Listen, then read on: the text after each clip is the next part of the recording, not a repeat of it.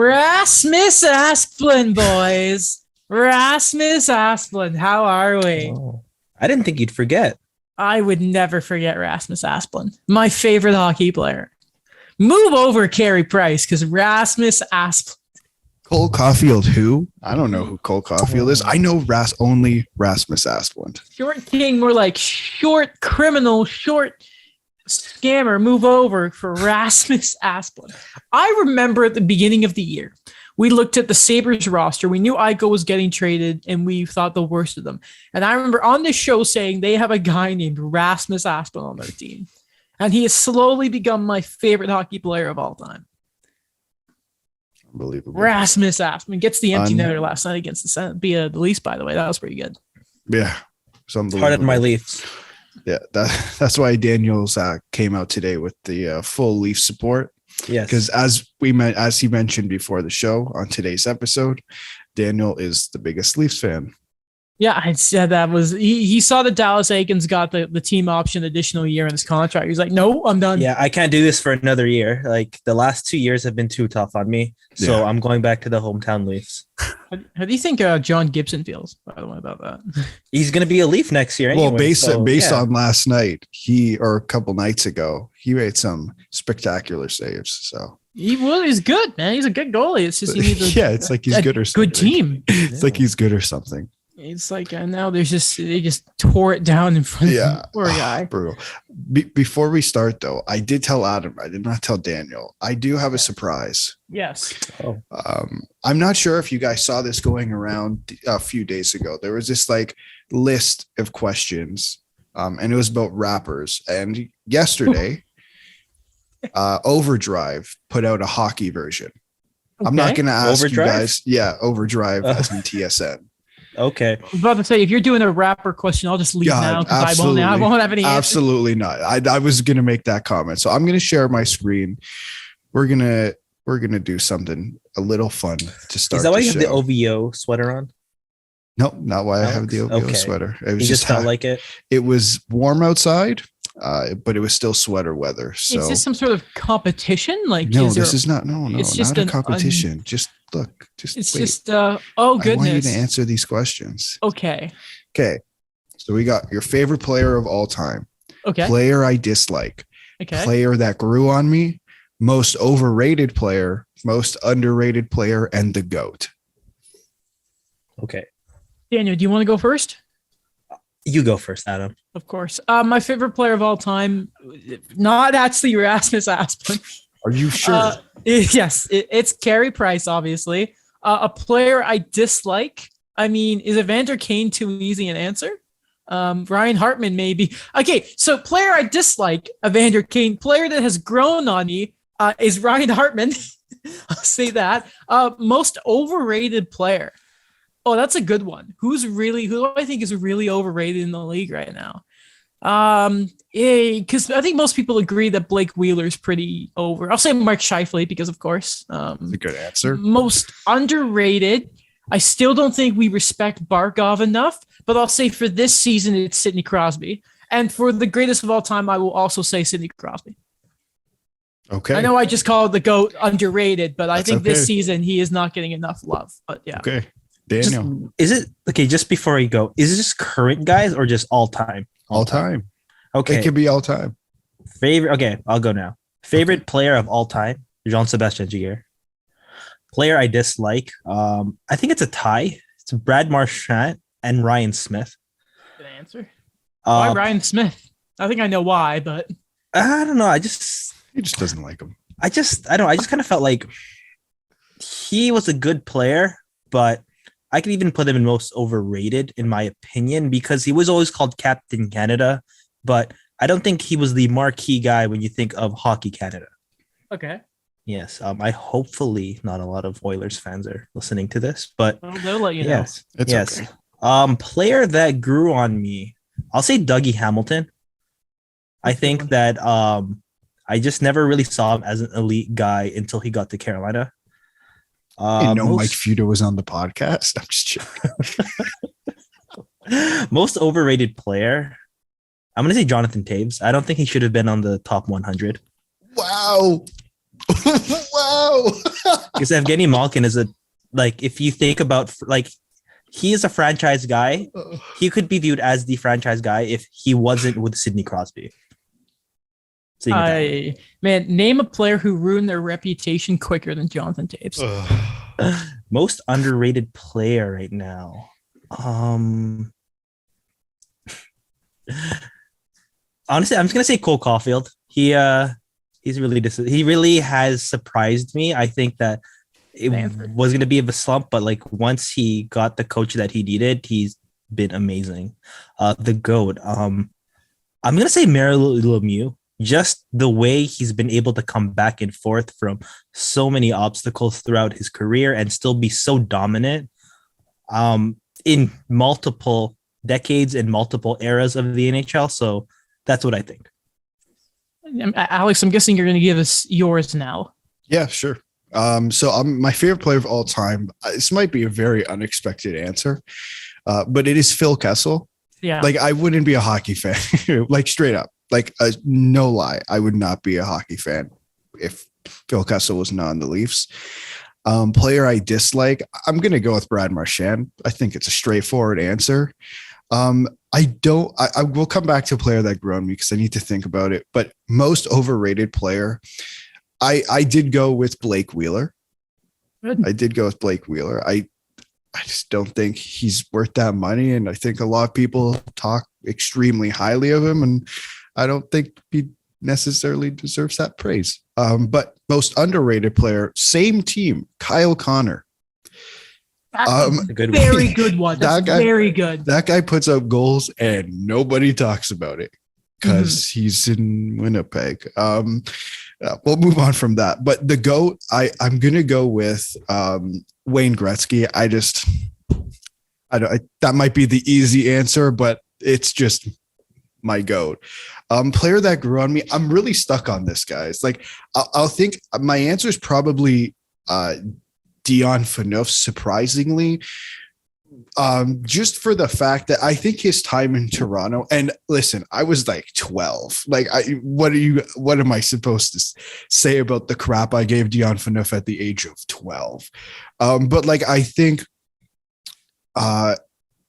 maybe after he retired, not necessarily, maybe he wasn't the greatest on the ice, but I think what he did off the ice and the respect I think he had off the ice, that's how he grew on me. It wasn't necessarily his play per se, more so what he did off the ice. I think that's very fair. I love that only one of us said Wayne Gretzky for the greatest of all time. That is very funny. J.S. Jaguar, Carey Price, and Phil Kessel. When that's insane to think of.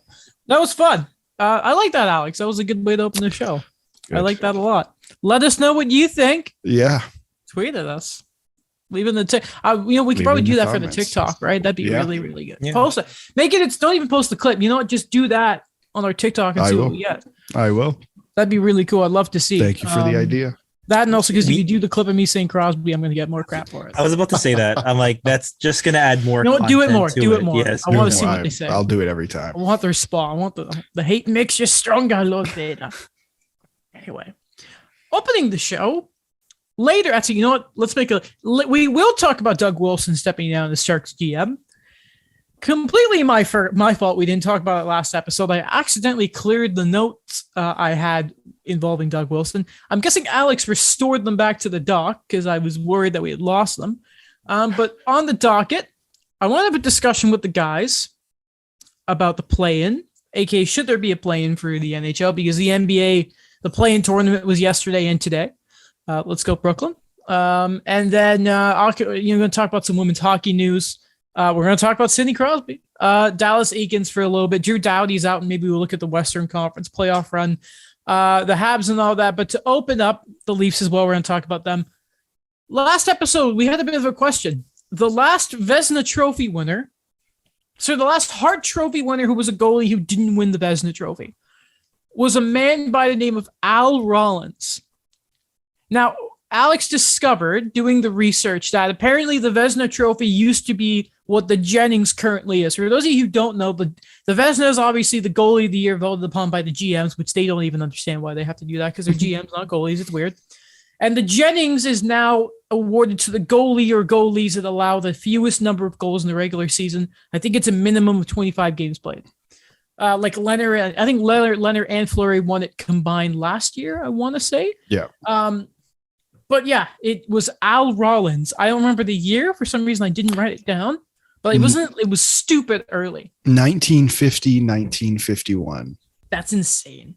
And we'd like to confirm that he is not related to Seth Rollins. Yes. It's really funny that I'm assuming none of us said it, but I think when we saw his name, we all thought of Seth Rollins. Very good. Very good. The blackout. What's it called? What's his finisher called? I'm not sure. Not the drop kick. That was Randy Orton. I don't remember. No, that's Is it Randy or RKO? Randy Orton's He RKO. has both. No, it was the punt kick. Yes. And the RKO Yes, was it the was. one that's Yes, always it on was. TikTok. Yeah. This is like leg drop was Hulk Hogan. Yes. Yeah. And apparently that like really messed up his back or his butt or something because he just the weight going down and probably the weight of the muscles and the steroids and something like that. I don't know. Anyway, just, no, I'm sure it was just that move that really messed him up. And Yeah. Maybe not Nothing else. cocaine or Nothing anything, else. but, Yeah. Can I tell you guys something too? One thing I didn't know until before we move on in terms of like the steroid scandal that was going on with the WWE in like the 80s and 90s. Yeah. When I actually saw like the court files of it when I was a lot older, I'm like, wait a minute, his real name's not Hulk Hogan. Wait, what is it like? It's Terry something? Bollea. That's weird. Well, Yeah. don't forget, it's not the only controversy. Remember they had the concussion stuff. There was the Chris Benoit stuff.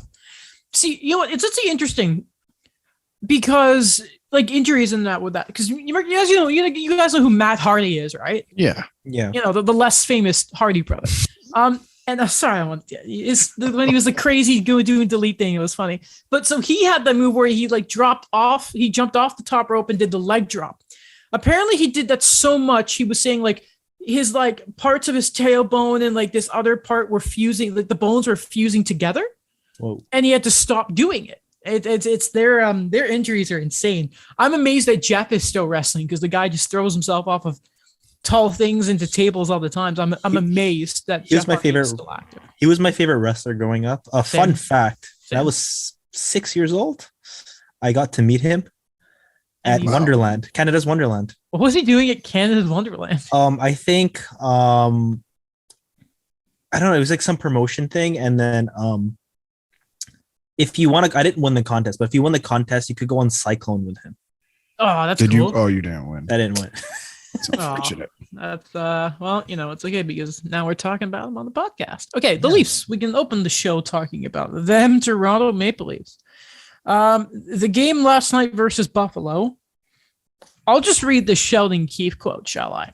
And I think this was a pretty good description. Is it from Terry Koshan? It is, yes. I know exactly what it is. It's fun. I just noticed this, the screenshot I took of it. Alex Hanimian retweeted. So we know where this is going. Keith, games like this is why we're still competing for home ice in the first round. We played so well for most of the season against most of the teams in the league. Nights like this are holding us back from competing to win the division. That's the disappointing part. Now, Alex sent this little graphic that I thought was really, really interesting. And it's actually kind of surprising when you look at it. And we can get the specifics of the game later. But it's the points percentage of the Leafs, the Panthers, the Lightning, and the Bruins versus playoff teams versus non-playoff teams. And what's funny is when you look at non-playoff teams, of the four, the Leafs have the worst points percentage. And I believe they went 0-3 against the Sabres this year. They have the worst points percentage against non-playoff teams. Mm-hmm. They have, insane. Yeah. But the funny part about that stat is the points percentage above it. They have the best points percentage against playoff teams among those four. By the way, for reference, the against playoff teams, Boston are at 0.484. Tampa are straight 500. The Panthers are 657. The Leafs are 667. Isn't that just lovely? I've never seen a stat quite define the Leafs season as perfectly as that. the term playing down to the opponent has been thrown around so much this year. And it's not just a this year thing though, right? Like it's been like that. Okay. The last, I want to say 3 years, I'll give them the first 2 years, because they weren't as good as they are now. And it's been a consistent issue, whether it's Babcock, whether it's Keefe. Like it's not a coach. Like this is why I still see people complaining about Keefe.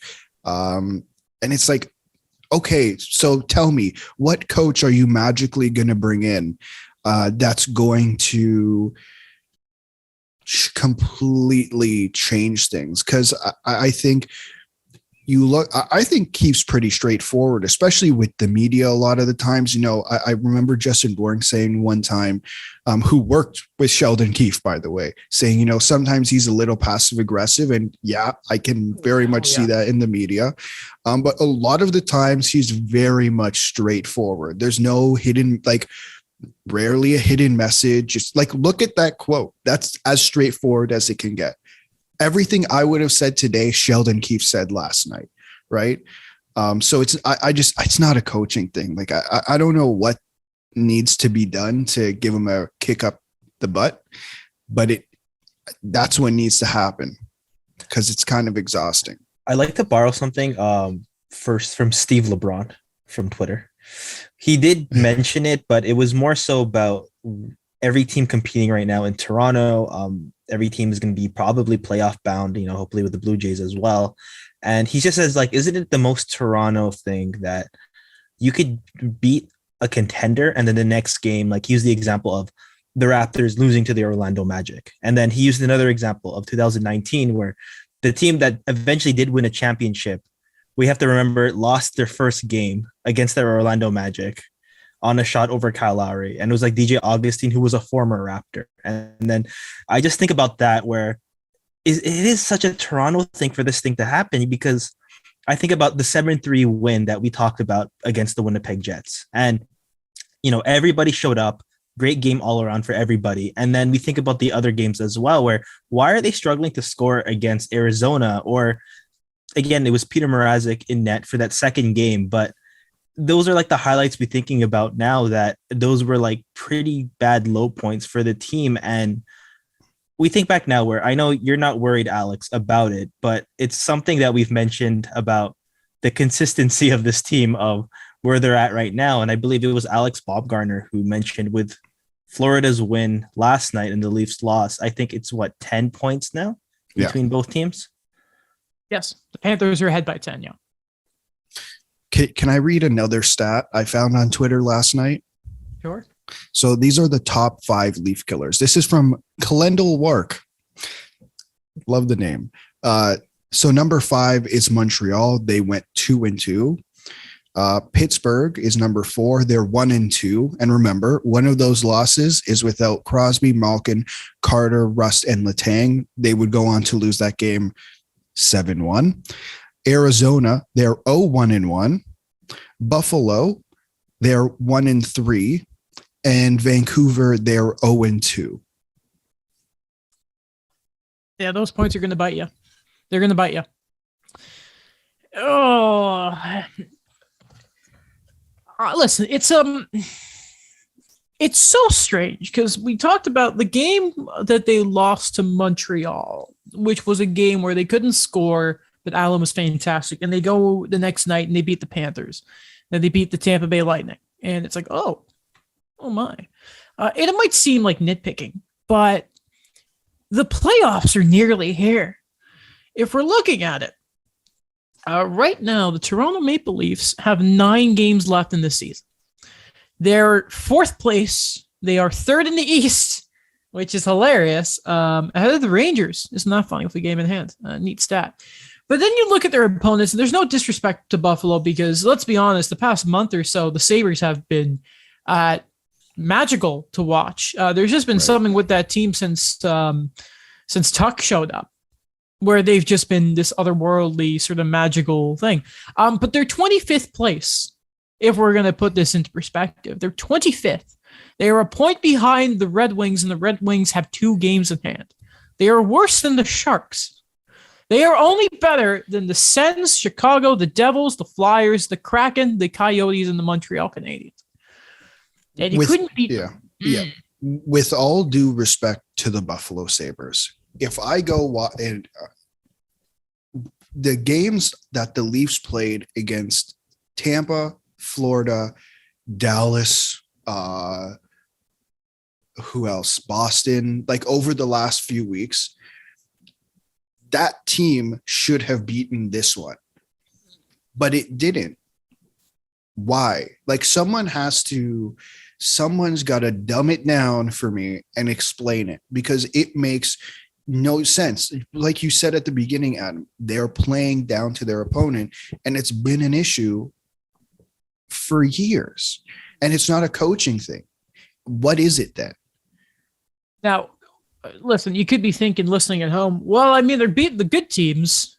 That's true, but, Sure. once you get to the playoffs, it's all good teams. Sorry to say this, but, look at their playoff record. Over the past couple of years. It doesn't – I think there's a right to be concerned, but at the same time, it's just these next – like historically, the playoffs are so important when it comes to momentum going in.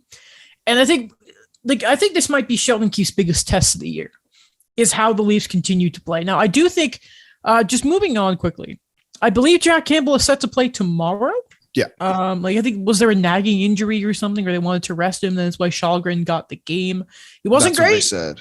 He wasn't great, but he doesn't need to be lights out. He is just sort of Shalgren is like the fourth goalie, and he's doing his job right now. You can't be too upset with that. Well, he's a bridge. He's the third goalie. I'm not putting him ahead. Have some respect for Michael Hutchinson, damn it. I will not. He'll never go away. I love it. But that's a game against the Caps, which is a playoff team. Which is and you know what? The Caps have been hot lately. Yeah, they've been capping off. And do you know who is 4 goals away from hitting 50? Alex Ovechkin. Monsieur Alexander Ovechkin. Wow. And he's about to go play Montreal and Toronto. How do you think that's going to go? He's hitting 50 this weekend. I'm telling you right now. Over under. He has to have at least 2 goals this weekend. At least. I think you're pretty spot on with that. The next game is a test. I don't necessarily think it's a test. Like, why do you think it's a test for Sheldon Keefe? That's where maybe I disagree with you. I don't see this as coaching. That's why it's not so much a criticism of coaching itself based on what we've seen. It's more about getting that team's headspace together and making sure that the details are set. You know what I mean? Yeah. Listen, Sheldon Keefe doesn't. Listen, when Sheldon Keefe is upset, he very much makes it upset, as we've just talked about. And I just think the thing is, he has to make sure that team's ready. They've been playing well, but it does not matter if all of a sudden they feel flat and they have no confidence going into the playoffs, especially because they're ahead right now. But we have to remember, without even looking at the top of my head, I'm pretty sure there's another Florida game in there. Yeah. And another Tampa game. And another Tampa game. I believe so, yeah. Which, if they fall a little bit, they're going to lose home ice. It's not – they're in a good spot. The math is in their favor, as Elliot Freeman would like to say. But I just think there was a responsibility with Sheldon to get them ready. Obviously, the players are out. The players have to play, but I do think there is still a coaching side of he's got to get them ready. He's been doing a good job of it, but this is such a crucial time of the year. That's what I mean. Yeah, no, I guess, yeah, I agree with that. I'm looking a little too far ahead and trying to predict the future, but he's going to have to do a lot wrong if they lose in round 1 or round 2 or whatever round, for me to say that's his fault. He's going to have to do a lot wrong, in my opinion. Maybe I'm thinking way too highly of Sheldon Keefe. And listen, I'm not saying I'm not even putting him in Jack Adams' conversation or whatever. I don't think he's there. I'm just what he's done and how the players have followed.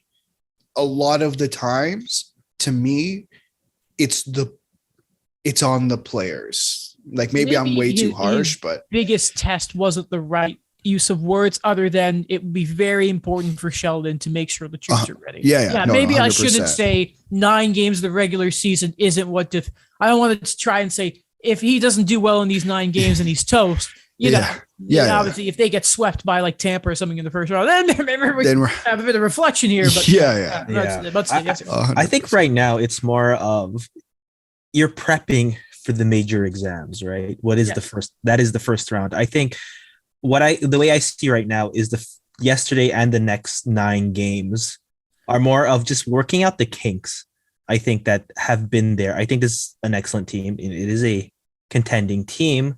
It's just this wave they've been putting us on of these waves of emotions of, you look like a complete team. And then the next time you lose to a bottom dweller team. And I know it's nothing that's new to us, but it's just something where, again, like we always mention it, like the first round, we mentioned, okay, what happened last year, don't get complacent when you have the lead. Don't get complacent when you know that you're a team that could win it. So I think for right now, it is just that prep moment that I'm just going to see it as right now is just work out what you can before you get into the really serious like games that are meaningful. Down the stretch here, no timeline for Andre Kosh's return. Is a concussion, unfortunately. Man, that guy is just so unlucky in his career. Pretty important player for the Leafs to lose. I think I was watching Tim and Sid for Tim and Friends for like a few seconds the other day.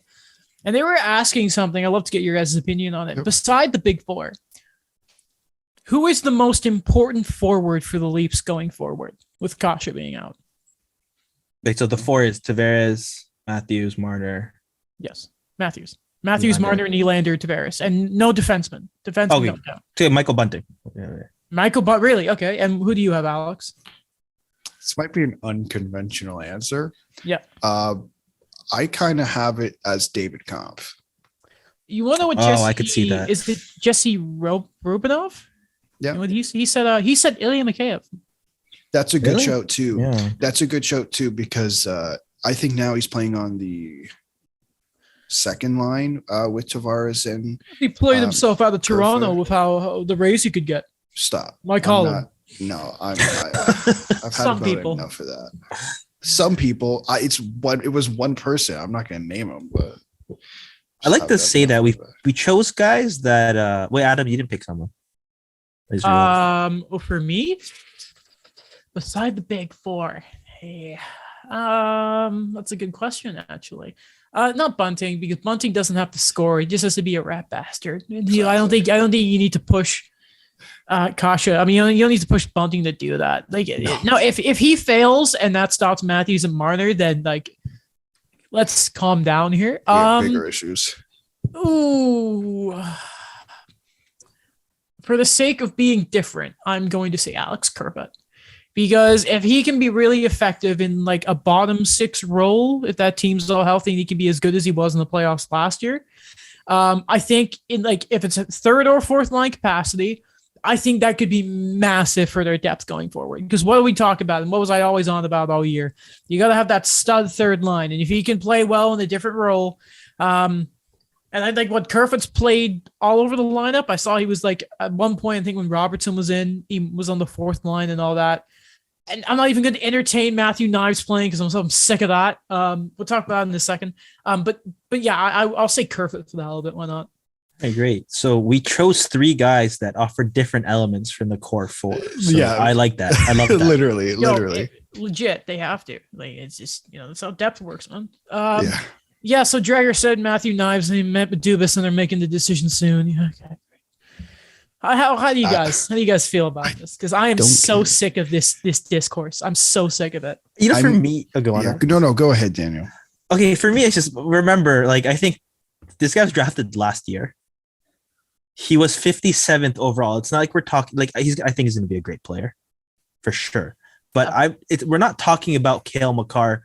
Is a 4th overall pick going to sign? Is he not going to sign? I think even if this guy does all of the years in college and then he comes in, I think that's still going to be pretty solid. You already know by his 2nd year, he's NHL ready. So I wouldn't mind. I promise, and I mean this with all due respect to Matthew Nyes, because it doesn't seem like it's going to be an issue to sign him at one point, which I saw kind of flying around otherwise, but that was Arizona stuff, so I don't really take them seriously. He does not need to sign. I almost guarantee you it will not make a difference. He will play on the fourth line. He will.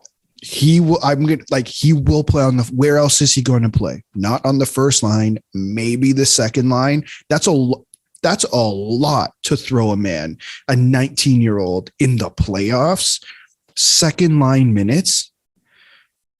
Are you crazy? Like, come on. I'm sorry. So it's fourth line, and I don't think it really matters right now. I'm looking like if you look at next year. Okay, forget about this year. Matthew Nyes isn't going to be a difference maker for this playoff. It's just not going to happen. Let's look at where he could play next year, right?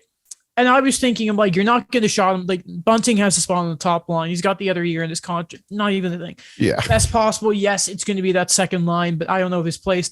There's a lot of questions there. Plus, Dubas is going to sign like 6 guys in the offseason. They're all going to try out for it. Maybe Engvall. Who knows? We never know. It's a whole thing. It's that or the AHL. And I'm sure he'd be a significant part of the Marlies. For sure. Or you go back to school. Apparently Minnesota are going to be good next year. You're going to be the guy there. You could be in for a Hobie Baker. I literally do not see a single problem with it. I know people are Neither like, do I. It's what it almost feels like the people overreacting to this have never followed a drafted player out of the NCAA. This happens every prospect. And it's just fanning the flame at this point. Like, what is the okay? Like, if you're watching this and you feel this way, why? I'm so like the team is putting who's he going to replace? I don't understand. Their fourth line is already rotated every single game. I don't even know what it's going to look like when the playoffs start. So we're going to throw a 19-year-old into fourth 9 minutes playing against. Okay, so if it's Tampa, oh my God, you're going to play Stanley Cup champions, and we're going to throw darts at the wall. Listen, I know I say he's like 6'5" and like, or how tall was he? I don't 6'3" and like 205 pounds. I remember he was a heavier set man. That's not gonna make a difference when Pat Maroon runs his ass over.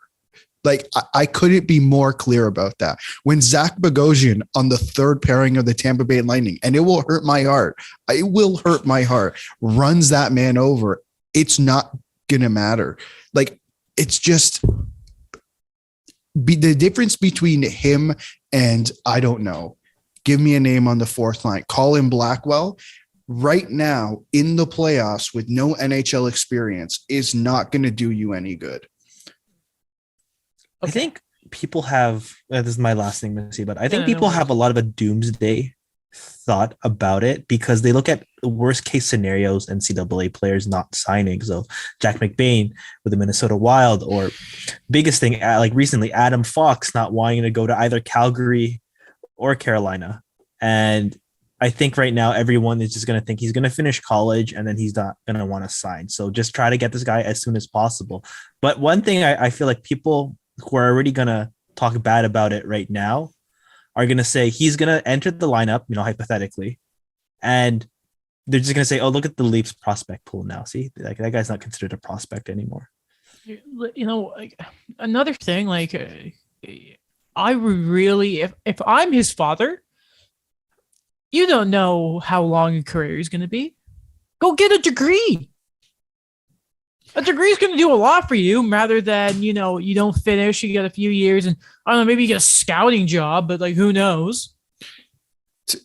To add on to Daniel's point at the beginning, and they did talk about it on, I don't know if you guys listened to SDP last night.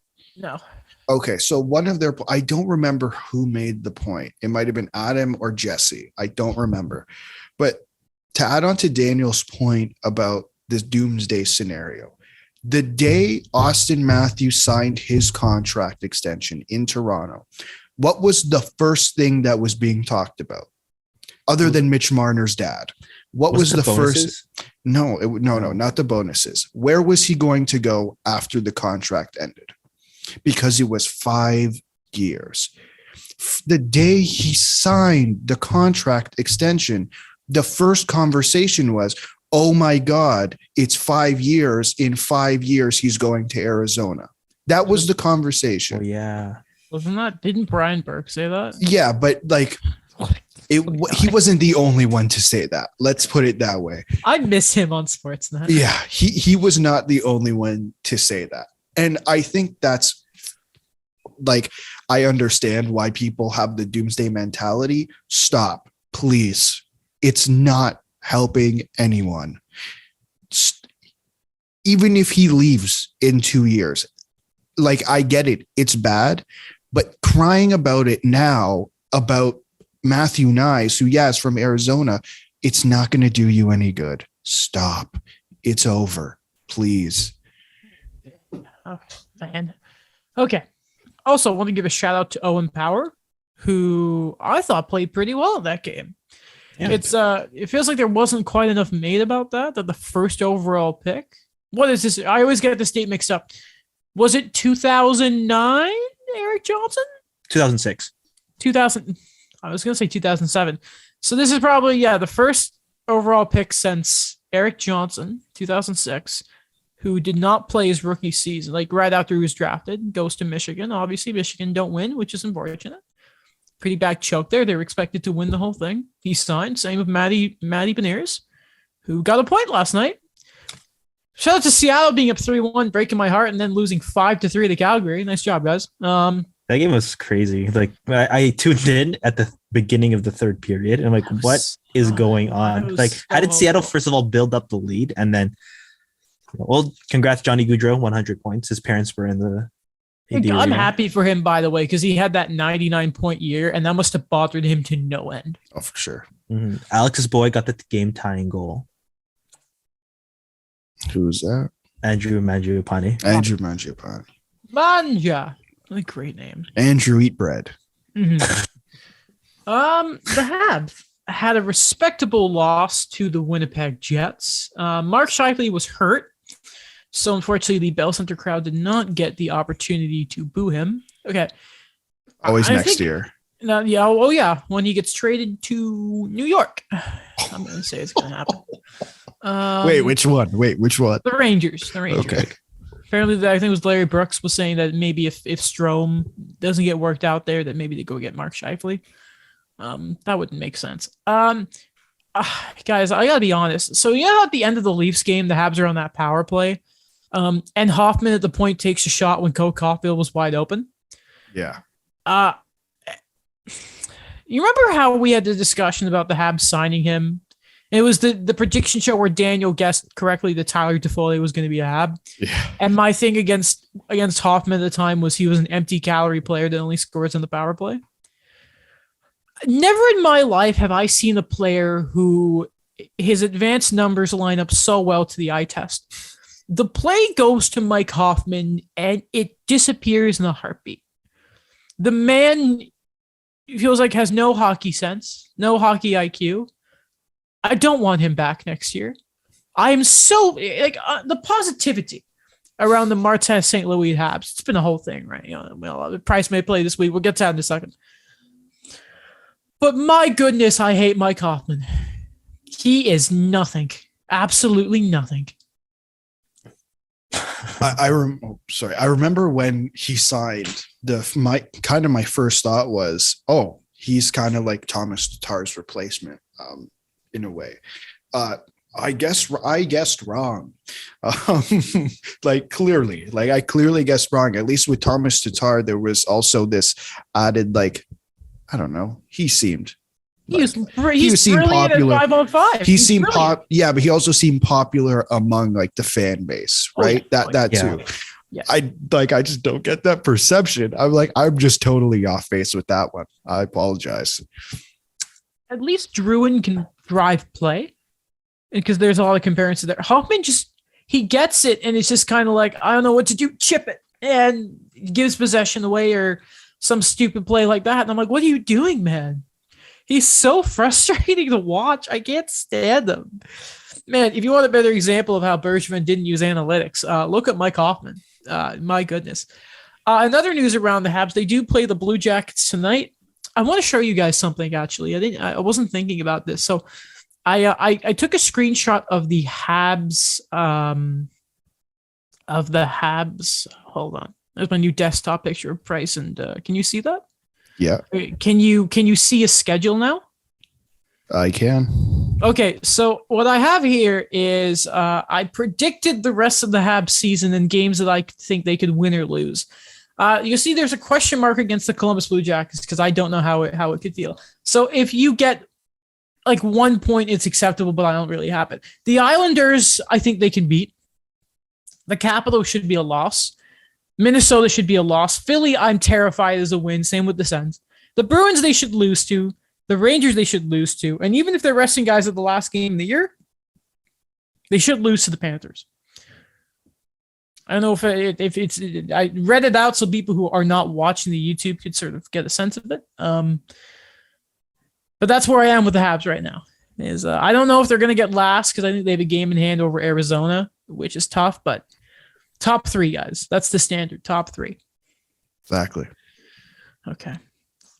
In other news, Justin Barron's season is done. He won't require surgery, but he'll be back for training camp. We know Jake Allen as well, which is unfortunate. We already knew about Jonathan Duran, but he's been put on LTIR the other day, which now gives the Habs enough room to activate one Carey Price. Are you excited? That's exciting. Are you okay? I was going to ask this earlier, but even if he's in net, I know you're not as extreme as Patrick Talon, who said, "What would you want the Habs to do?" And he said, "Go 0-10." Yes. Would you be okay if they still went 0-10? Listen, okay. Here's the thing. I'm obviously going to the last home game of the year. I do every year. Is that Florida? It is. Did I read that right? Okay. It is. Yes. So listen. This is my one thing. I would like Carey to start that last game. If that is indeed his last game ever as a Hab, I want to be there for it. Okay.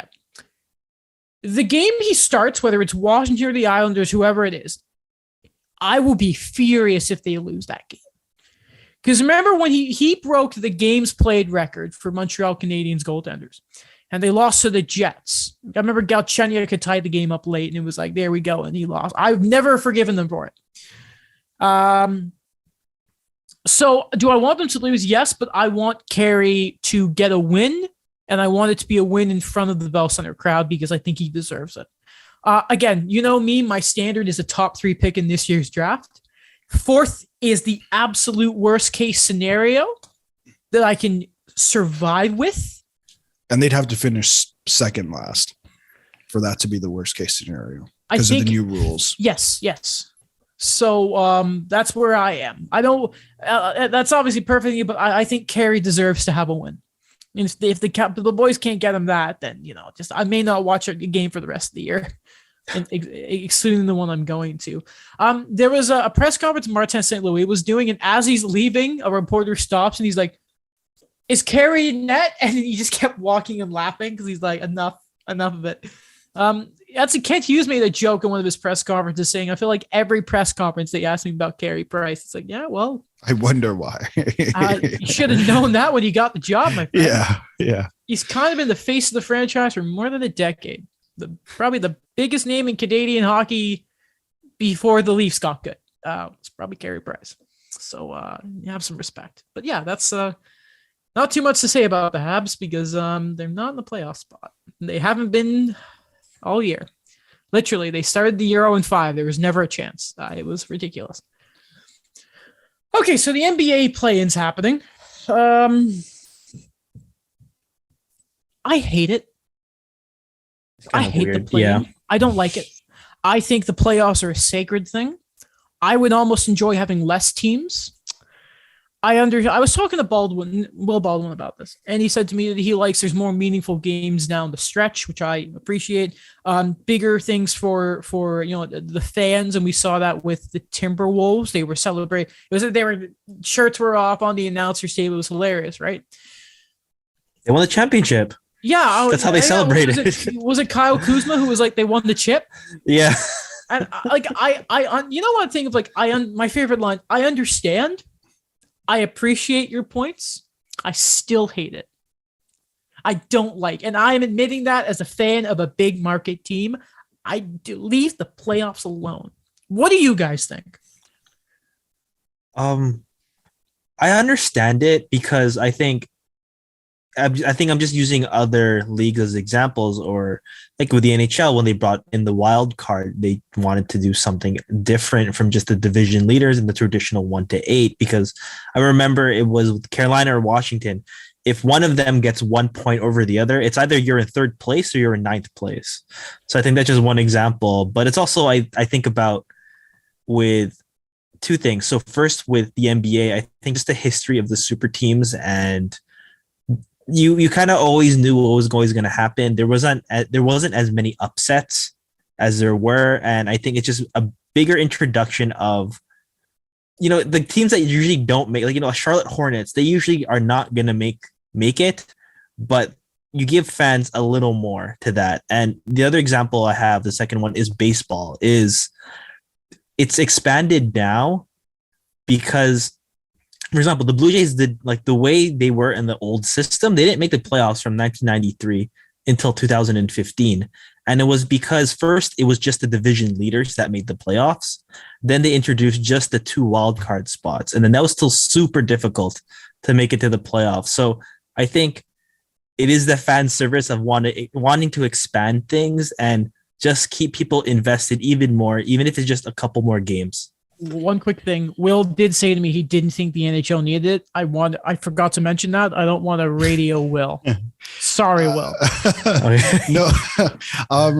Again, I agree with, like, I understand it from a couple angles.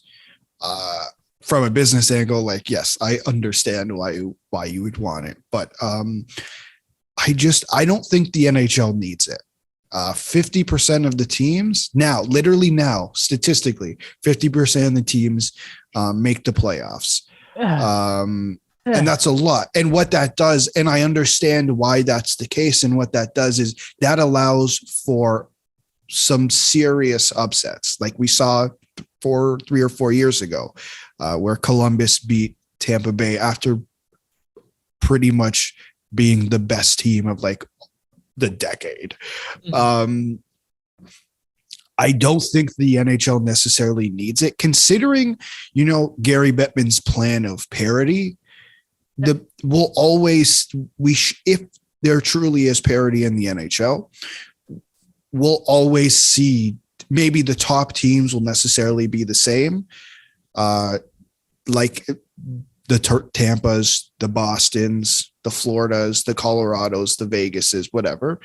But I think if there's truly parity in this league, let's say 4-8, if we'll go back to that for a second, the 4-8s may or may not be different, or may be in different orders and stuff like that. And I think that's what the NHL probably wants, and that's why it's set up the way it is. And I don't necessarily think the NHL needs a play-in round. One thing I just like to mention, by the way. Yeah. I think I've sent you guys this stat before. When they say baseball, this is one of the leagues that doesn't have a salary cap.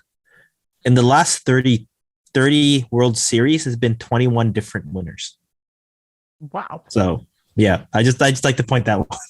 What is the plan? Remind me. Is it the 2? Is it 9 and 10, or it's a 7 to 10? 7 to 10. So if we did that in the NHL, just funny enough, really, like, if that would bring the Islanders and Columbus up. So as we know, the Capitals are in the second last wild card spot at 92 points. The Islanders at 9 are at 77. If we now the if we go to the West, it's a lot more interesting because then that would guarantee that Vegas and Vancouver are in there, and it would be funny because the Jets would still just miss out. I don't have an agenda. Isn't it really funny that one of their games got postponed because there's a blizzard in Winnipeg? I mean, how more Winnipeg can we get, people? Crazy. But yeah, like it's just I just don't like it. I just it just rubs me the wrong way. I think like you got to earn the playoffs, not like you know cooking in front. Like hey, you want to just make it a little easier. You know, like Columbus, a team that doesn't like the Coyotes get hot one year and they don't actually spend any money. It's like you get one little dog treat, little Coyote, one little treat, little play-in revenue right there for you. When it has 21 20-year-olds on the roster, all on ELCs. Just gross, just absolutely disgusting. Like there is no way realistically that the Jets have any right to be in the playoffs right now, or the Islanders. They've been bad, not all their fault, but you know they've been bad. I don't like it. I really don't like it. Okay. Doug Wilson has been the GM in San Jose for a long time, to say the least. Has stepped down. He has not been with the team a majority of the season because he has had some sort of medical situation. We don't know the details, nor should we if he doesn't want to share them. A search will be made. It will be extensive. The word is, even if it goes past the finals, if there's a guy they want, the Sharks will wait. They will not be doing a full rebuild, which that's always been the thing in San Jose. They've never been interested in apparently the markets like that. I understand. One guy I did want to mention, Jeff Merrick had mentioned this on 32 Thoughts last week. A name to look out for is John Ferguson, who is currently in Arizona, formerly around with the Leafs, and I believe he's an AGM at the time, or with the Leafs. Yes, he was the full GM. He was the general manager. He was the full GM. Oh yes, he was the general manager. Did he trade the Hamilton pick, or was that no? He did. That was Burke. Yeah, he did the Tuukka ask. Oh, he did. Oh, Andrew Raycroft, and then he gave all of the veterans no movement clauses. Oh, he made the Muskoka 5, did he? Yeah. Oh, okay. Well, never mind. You know what's funny? Just one random fact with that. Before Kyle Dubas, John Ferguson Jr. was considered like the up and coming young executive that's going to turn around the franchise. He's been around, like he spent time in Boston, and I remember we actually had this discussion, and I said, you know, he deserves a second chance. Oh no, he absolutely does. Apparently, back in the day, he was actually interviewed for the Sharks job, but Wilson got the job instead. And apparently, after being fired in Toronto, Wilson hired him as a scout for a bit. So there's a history. And what did we see in Montreal? The first name was Kent Hughes. That was the guy. Vancouver, Patrick Allvin stayed there. So maybe early favorites, you say it's John Ferguson Jr. Maybe. We'll see. He's learned. Man, you know who's going to get wrapped up in all this too? Matthew Darsh. Oh, yeah. He's going to be there again. Poor guy. And like that. He'll be a finalist. Yeah. Or well, maybe not so much this guy, but if Martin Madden Jr. like that. If I'm the don't do that to me. No. Don't you dare do that to me. I understand. Patrick's never going to come back on though. Well, I'm going to say it anyways. To me, that makes the most sense. I think bringing in a guy who has a good drafting ability, that would do wonders for that team in particular if they're not interested in going through a rebuild. What did we say? Oh, sorry. Go ahead, Dan. Oh no, I was just gonna make a joke. You guys forgot a name. Who's been interviewing a lot? Oh, hold on. So it's been Matthew Darsh, Martin Madden Jr. Oh no! Well, no, because remember they stopped. Anaheim stopped Martin Madden Jr. I think I already know Daniel's answer, and you know what? Not having it. I'm gonna say not Pierre Maguire because he's gonna be the GM of the Sens in a couple of years. Yes. Of course, yeah. You're on a close track. I think. Yeah, you're close. You're close. You're close. You're in the tier. Who? Peter Chiarelli. Oh, that's I go. He was one of the finalists for the Blackhawks job. I forgot about that. Yeah. Oh man, the Blackhawks No, job. Man, no one's criticizing Kyle Davidson now. I think maybe we owe him an apology because that Brandon Hagel move was good. Oh, fantastic. Yeah, he's friendly to the media. He sent out the details with the Cal Dubas conversation. So we need that type of content as journalists. So thank you.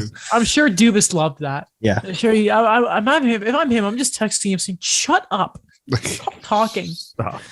Listen, there's difference in transparency that you guys need to focus on, not conversations with trades. For the love of goodness gracious, what are you doing? I'd be so mad if I was Dubas. Like, shut up and stop talking about this dude. Oh my goodness. But what do you guys see as Doug Wilson's legacy? Because never has there been he did so much good there, but the last couple of years in those long-term deals, starting with Vlasic, has really, really, and also Erik Karlsson has really handcuffed the Sharks in this not even near future. It's going to be a couple years. Yeah, I think the last few years, he's made some decisions that maybe, when you look at it now, or even when you looked at it when they happened, it's just not great. But I think when you look at the San Jose Sharks, they've been okay winning. Yes, they've never won a Stanley Cup, which is very unfortunate. Yeah. But they've very much been a model organization for most of the 2010s. And even before that a little bit too, they've never had problems that I can personally remember. I might be completely wrong, but I think around the league, no one's talks trash about the San Jose Sharks, about things that go on off the ice.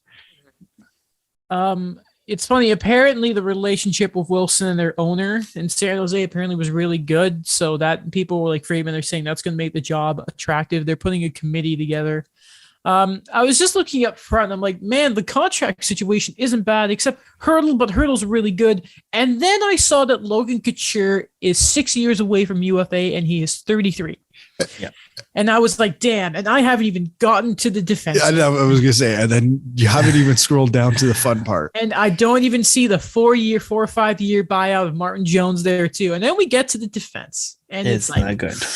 Oh my goodness. But they have Capo Kakinen, they got Reimer and Aiden Hill. You've heard these contracts before.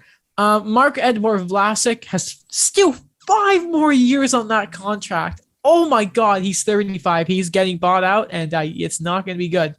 Brent Burns is 4 years left at 37. Erik Karlsson is 31. He's been better this year. Yeah. 6 years left is tough. And at $11.5 million, I still will not believe that Doug Wilson gave him that contract. I still cannot believe that. I'm pretty sure he's still the highest paid D in the league. I think for me, when we think about Doug Wilson and like Alex said it perfectly, that they were a model organization for so long, from my childhood to my adulthood. That's when they were a contender, basically. And I think that he's been able to pivot really well.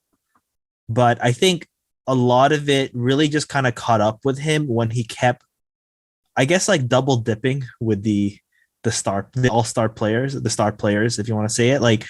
One example is the Danny Heatley trade did not work out for them. He didn't play. He was past his prime and he was starting to decline, and he still made it. He still got Martin Havlat out of it and kept going and kept things going. Even when Evgeny Nabokov didn't want to sign with the team anymore, he was able to pivot and fix the goaltending for a bit. And right now, with one or more examples, they didn't make the playoffs 2015, and then they go to the finals the next year. And I think a big thing with him was relying on those star guys that he knew. There was that loyalty aspect he had with it. It went over the edge when he started giving out these contracts, when he had that core base of guys that he wanted there. He wanted them to win. Thornton and Marlowe were there for so long. And then he has these current guys that it's the same thing too, like we said about Nashville, that no matter what, they have to field at least a competent team for that fan base to continue. Kevin Kurz, who used to cover the Sharks, was on the Jeff Merrick show, and it was a really good listen. And he talked about where they never had, if there was one downfall of that Sharks team, in their best years, is they never had enough depth. Was a big thing. And Kevin Kurz, who now does the Islanders, which is just imagine just being like you go from the high of the Sharks to the boringness of the New York Islanders. That's tough, but it was a really good sort of look at it. And what he sort of pinpointed as maybe the beginning of the end in San Jose was not only losing Joe Pavelski, and no offense, but we saw Logan Couture and Erik Karlsson arguing on the bench very vocally and very in public the other day in the Sharks' loss. And there was word about when it wasn't even just Marleau leaving, but it was Pavelski was the last sort of the straw there. It wasn't even just Pavelski leaving. It was that they gave his money to not Erik Karlsson, but to Evander Kane. And look how that ended up. It was a really, really good point made by Kevin Kurz. And I mean, that really was the beginning. We all said they'll sort him out. That team's culture. And then they lost all the guys. That culture they built up just snapped out the way in a few years when they lost Marleau, they lost Thornton, they lost Pavelski. Yeah. And I think that's an underrated part of why San Jose was the way it was for that long. Like, remember, the captaincy went from who Marleau. had it first, from Marleau to Thornton to who was Pavelski. after Thornton, Pavelski, and now it's Couture. Yeah. And it all happened while most of them were still there.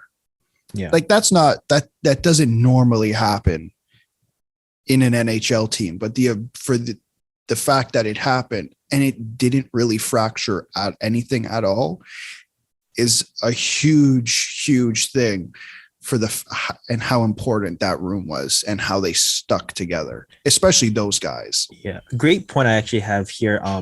It was actually a mistake I made with that timeline, but it's the perfect point you said about building that culture and that leadership and accountability they had there, because when I'm remembering right now, and I just checked it, it actually went from Marleau to Rob Blake to Joe Thornton and then Joe Pavelski. Can we talk about how Rob Blake is now running an NHL team? Marleau has not yet officially retired. Thornton is still playing. Pavelski is still playing. What? That's hilarious. Oh. I didn't know Rob Blake was the captain for a bit. That's funny. Yeah, it was like for one season. That's good, man. Listen, whoever gets there, that's a tough job. It's a tough job. Just let your AHL team, let that admin still be funny on Twitter and post Halo man, clips. he's the best. Oh my god, He is the best. He is really good. He is really, really good. Did you see that? Okay, there's one meme he posted where, you know, the one where the dad checks in on the kid playing video games. Yeah. He's like, "Are you winning?" Son? Yeah. Yeah. What was the second part? And then he's just like, "I'm sorry, father," because like I think the AHL Sharks were like, I think they lost really badly that game. That's unfortunate. Hey, they got guys coming. Obviously, what's his name is overseas. They fell to him. Eklund. Yeah, Willie Mecklin. Yeah. Eklund. They got guys like that. You know, they'll be good. They'll Ryan be good. Merkley. Hopefully, yeah, but Ryan Merkley. Yeah. Ozzy Westblatt. We want to talk about guys who had attitude apparently following them for a couple of weeks. Maybe not Merkley. Maybe not. Anyway, the PHF and the PWHPA. I had it in front of me too. They will not be working together. An amazing article from Haley Salvian on The Athletic. She's great, isn't she? Talking about that when the meeting came together and these two discussed working together, it's kind of phrased from the PWHPA sort of point of view here. It isn't taking the side, I should say. It's more showing their perspective on this decision, which is very important for the context of the article. It seems to be that the PHF didn't have much proof to show a real business model, rather than there was this principle of, we got to work together and hugs and kisses and rainbows and all that kind of stuff. There is more details here, including how, one second, let me just quickly get it up here. I think it's Nick Boynton if I'm remembering his name, John Boynton. Sorry. I'm going to read a little snippet here from the article. I'm not going to read it all because go read the stuff in the Athletic. It's all really good. John Boynton, the chairman of the PHF Board of Governors and a team owner, is also founding shareholder of the Yandex, a Russian technology company that was recently described by Wired as Russia's Google, Uber, Spotify, and Amazon combined. Boynton is part of a group, the BTM Partners, that currently owns the Boston Pride and the Metropolitan Riveters. The PHF announced that the Toronto Six, which until recently were owned by BTM Partners, has been sold to a BIPOC group that includes, as we know, Angela James and Anthony Stewart. Since Russia invaded Ukraine in February, sports federations have not only condemned the actions, but have also cut ties with Russian partners. The NHL has suspended its relationship with the Yandex and all Russian business partners. The NHL first partnered with the Yandex in 2019 and recently signed a multi-year extension with it. And a lot of concerns that the PWHPA have is if the NHL aren't willing to do business with them, what does that do for our league here and now? Amongst some other things there. It is so unfortunate to see this happen. There's other stuff in there, and it goes in some of the recent history of the PHF. It's really encourage you to go read it, guys. But God, it's such a shame. Such a shame.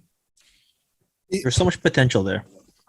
Yeah, it's definitely a shame. And I want to read a tweet here, but first, I guess, and I could be completely off of what I've been reading about the PWHPA and the PHF. It just maybe PWHPA is like, okay, we can do something on our own. I've been listening to the Noxie and Cax show, and they had a show where they were talking about this.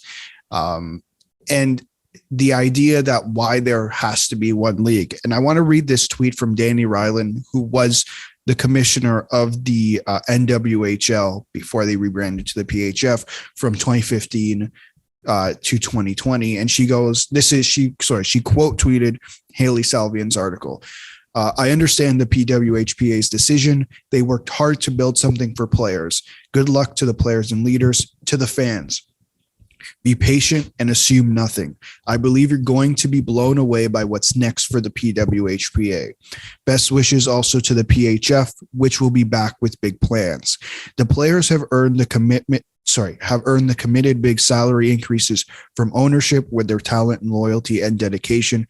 I can't wait to watch you play in season 8. Now, I believe a few NHL teams have partnered with the PWHPA. Right. And I wonder, and not necessarily the league as a whole, but if you can get individual teams on board, I don't see why that would be an issue. I said last episode, I don't know why you would want the NHL involved the way they've handled the last, 24 months. But I don't if they're planning on committing to growing the game of women's hockey, I'm not opposed to having individual teams be involved with the PWHPA and have the PHF on its own. What was the word that the NHL teams didn't want to commit without Bettman's blessing? Well, if Bettman, this is what I wonder, because we still don't know what the call exactly said between all three parties involved, the two women's leagues and then Bettman. But I wonder if the PWHPA, I hope I said it right that time, I'm so sorry. If they show their concerns, and as long as it's not overstepping too many bounds, if more of those NHL teams do it. Because what I want to say, the Penguins held the Olympic rematch. Yeah. I think Montreal and Toronto and Chicago too. I want to say hosted, and Washington, I think, and hosted some of their showcases. And they need a league because there's been word they want to get off the momentum of the Olympics because they've just been having these weird showcases, which are fine, but it's just it's so limited with it. It's like the Harveys PWPAT. It's like, okay, cool, but I need a bit more here. And that's not the first tweet I've seen that. What happened there? That's the first time I think Alex's mic has ever disconnected mid. Can you hear me? Can you hear me? Yes, we can hear you. Awesome. That's not the first time. Sorry, I've heard where something along the lines of, I believe you're going to be blown away by what's next for the PWHPA.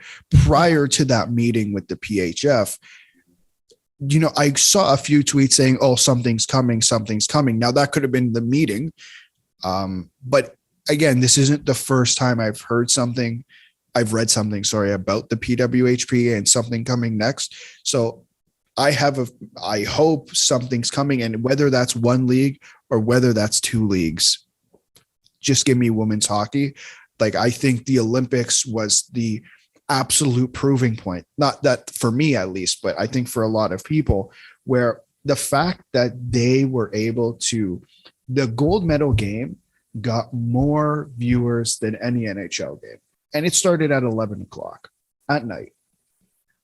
I agree. Like, with the way the momentum is going for this, and we've said it so many times, and I remember, I cannot remember who said it, but it was recently on CBC where they were talking about this conversation they're having about the women's leagues.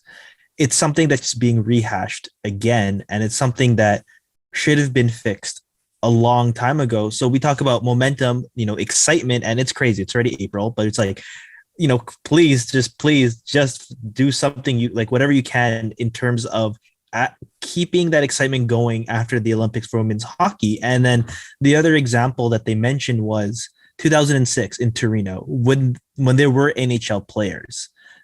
Canada finished 8th for the men's, but they won the gold for the women's. And then there was a conversation there as well. It's like, hey, the women's went all the way for this. Why don't we, give it more exposure? And then again, it's just kind of like it didn't go the way we wanted. And then we're having that conversation again in 2022 about, all right, we had that great momentum going. What are we going to do now to grow it? But it's still just seeing all these like small showcases that I think eventually that's going to run out of steam, in my opinion. That's eventually, yeah, like it's going to be, is like, okay, what are these showcases for necessarily if I can't have accessibility to view the actual games? You are showcasing women's hockey, and how can you watch women's hockey? Well, you're getting your showcase. What else do you want? But hopefully they have the tools. They have a majority of the player. I think it was in Haley Salvian's article. They have most of the post collegiate players with them. They have Hillary Knight, they have Marie-Philippe Poulin, they have Melly Daoud, they have them all. They're all there. So let's go. Sidney Crosby. He thought I'd forget about it, didn't you, TikTok listeners? No. Sidney Crosby has hit 1,400 points in game 1,100. Now, there's another player who hit 1,400 points a couple weeks ago, but I withheld it because I knew how close Crosby was. Number 21 and 22 in scoring, respectively. Adam, nice. 1,405 for Alex Ovechkin, 1,402 for Sidney Crosby. By the way, that point 1,400 for Crosby was an overtime winner. I just love seeing them close together. And obviously Crosby should be much more ahead, but concussions and all that type of stuff happens. But man, that's so cool to see. I hope whenever those guys finish that they're still right next to each other. This is so cool to see. It's kind of crazy. I know that Sidney Crosby's not getting enough heart votes this year when he really should. Yeah, probably that too. But another thing too is they're second and third in active points. Who's ahead of them? Hold on. We talked about him today. He's a former Leaf. Marlowe? No. Thornton? No. Yes, Joe Thornton. No way. Yeah, he is. Hold on. Active players. Go jumbo that old man. We're talking like an extra. Oh, Alex, your mic is your mic you sound in a box. Oh my God, Thornton's at 1,500 points. Oh my. Yeah, that man, he passed a lot of pucks. Oh, good for him. Yeah, okay, good. They'll pass him. Okay, we need to stop saying that Patrick Marleau is an active player. That's not true. We need to stop with that. Where is he? Okay. Hanging out. He's somewhere. He's maybe he's in Switzerland or something, but hey. Ovechkin, Crosby, good to see you guys. Okay. Dallas Aikens will be back next year. Apparently, the Ducks have used their team option for the next year of his contract. That's the first time in the NHL I've heard the term team option used in a very long time. Yeah. That sounded very. They must like him then. Okay. From what I've read, from The Athletic right now, and what's been going on, I think it was Eric. I forgot his name. Not Eric Thomas. Eric. Not Anyways. children. Anyways, for him, he mentioned that the speculation with this move is that Eric Stevens. The speculation here is that we know it's going to be a growing pains type of year.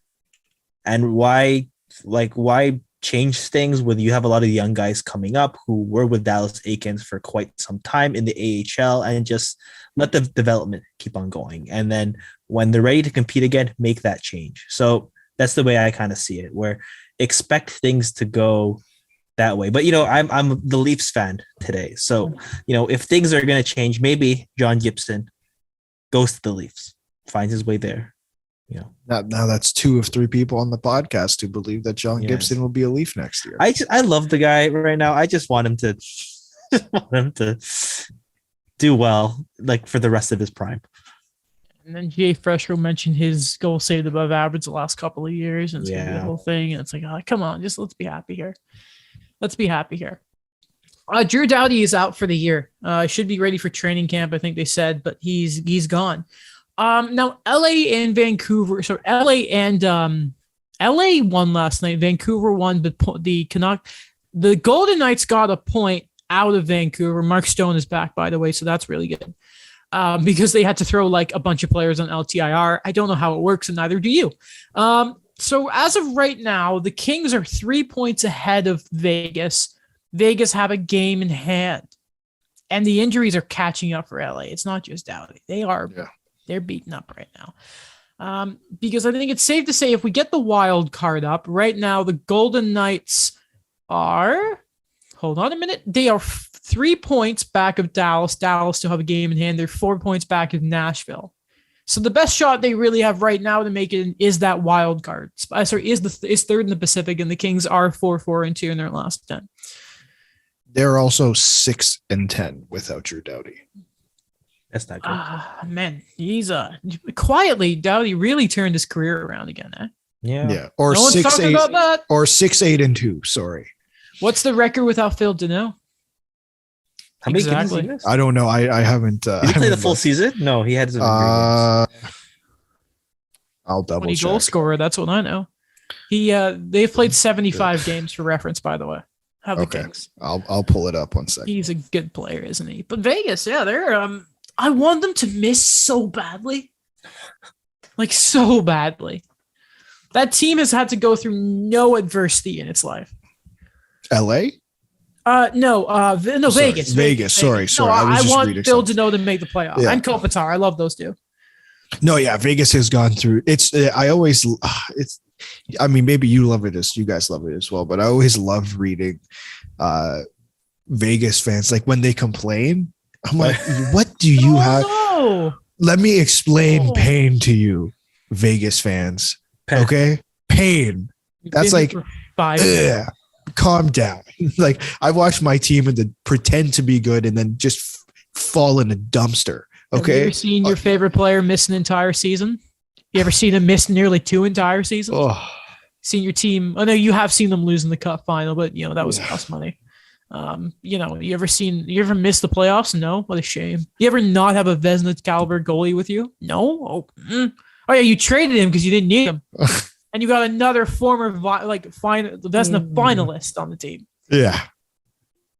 And the Norris Trophy winner, and the guy who can pop 40 goals, and the Selke guy. Yeah.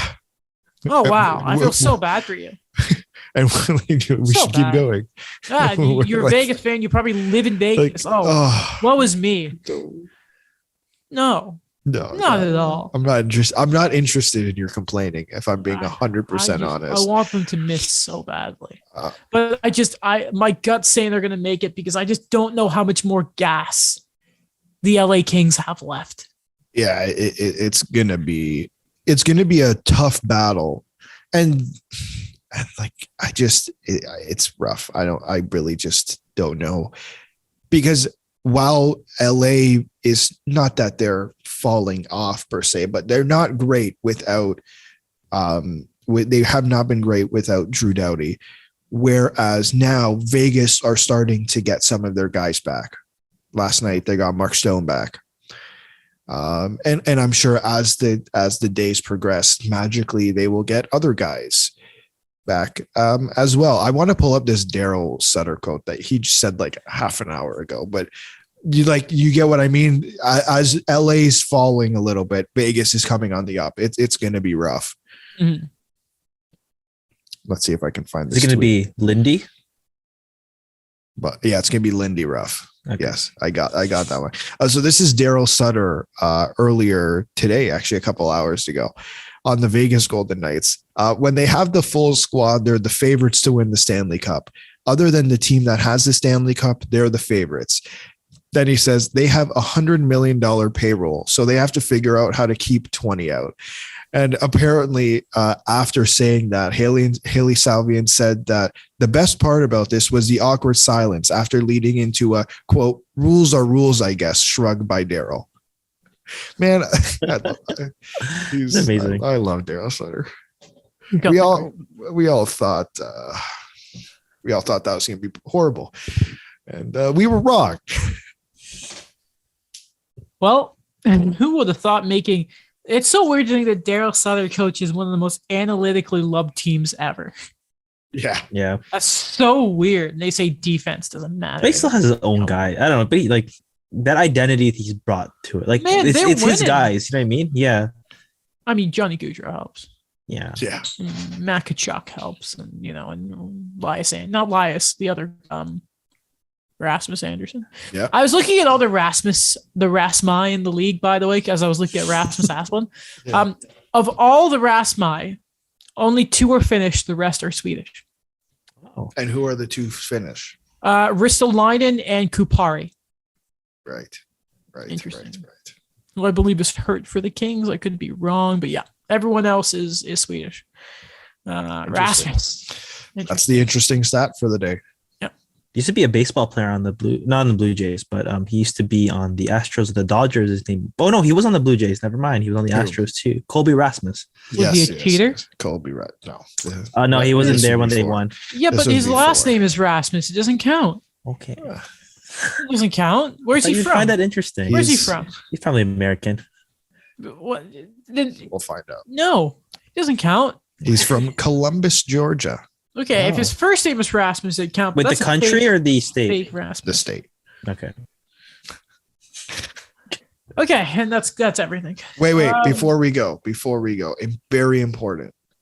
Okay, this is our last show before the NBA playoffs start. I know we're a hockey podcast, but the Raptors are playing 76ers. I've placed my bet. What have you guys done? Raptors in 7. What did you say, Alex? I have Raptors in 7. Man, I mean, Adam is confident.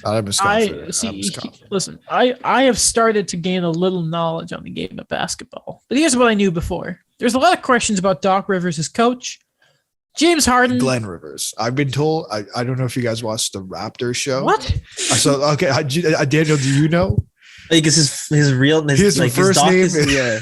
Doc is his nickname. Yeah. Okay, let me explain it. Doc is his nickname, but Nick Nurse has a doctorate. It's like he legitimately has a doctorate. So on the Raptors show, Sportsnet. What? I'm not entirely sure, but on the Raptors show on Sportsnet, the Fan 590, they now only refer to Doc Rivers as Glenn Rivers because they're respecting Nick Nurse, who has a doctorate. Doc Nurse.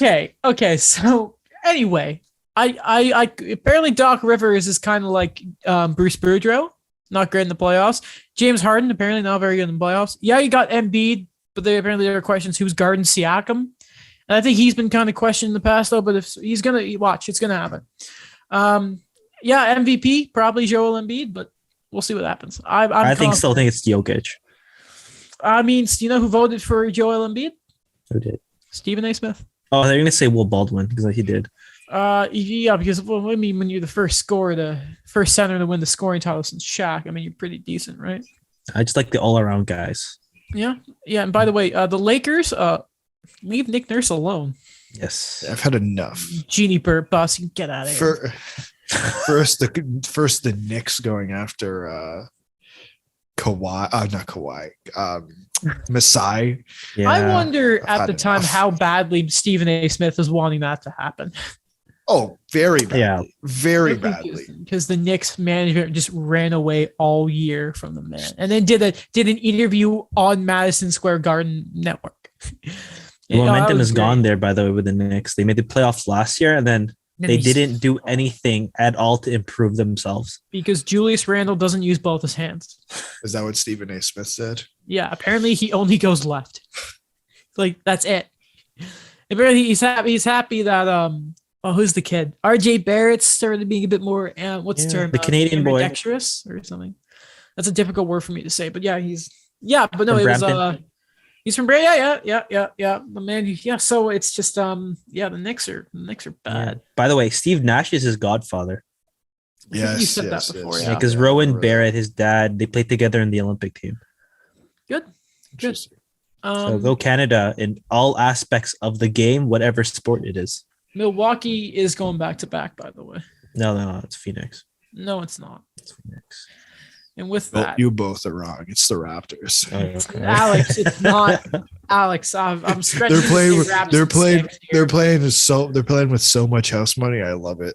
Yeah, can Kyrie? Kyrie's not. He still never got the vaccine, so he technically wouldn't be able to play, right, for the home games, like the If guys on Toronto, Phillies. Yeah. Brooklyn. If they run into Brooklyn, which I don't know, Katie's going to be on a mission, man. And if Ben Simmons can actually play, what's up Yeah. with him? What's up? Load management. I mean, I think he's a load of something, Ben Simmons. And that's it. Okay. We were gonna have someone on talk about basketball, but it didn't quite work out. So this is the best you're getting. Anyway, Three guys talking about basketball. We usually talk about hockey. yeah. I feel like that's better than we've done in the past Yeah. because I've actually educated myself. And I'm really proud. Thank you. Don't expect it for baseball though. I can't watch that sport. No, we'll be patient with that one. You're gonna be waiting a long. You're waiting until the Expos come back. All right. Thank you for listening. Check out the links below for everything you need, especially the TikTok. Love the TikTok. We'll see you later.